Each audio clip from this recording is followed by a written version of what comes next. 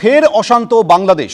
তাণ্ডবের হাত থেকে রেহাই পেল না বাংলাদেশের সংস্কৃতি কেন্দ্র ছায়ানট। সেই ছবি দেখছেন। নেতার মৃত্যুর প্রতিবাদে একতরফা ভাঙচুর চালানো হয় রবীন্দ্র শতবর্ষে গড়ে ওঠা সংস্কৃতি কেন্দ্র ছায়ানটে।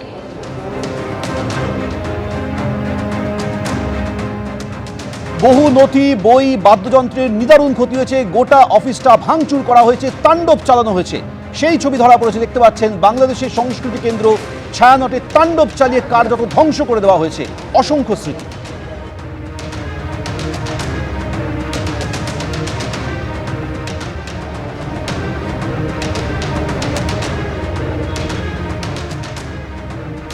ঢাকার ধানমন্ডিতে ছায়ানটের অফিসে ভাঙচুর করা হয়, আগুন লাগিয়ে দেওয়া হয়।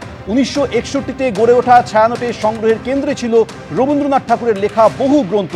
সেই সমস্ত গ্রন্থ, সমস্ত স্মৃতিকে একেবারে ধ্বংস করে দেওয়া হয়েছে।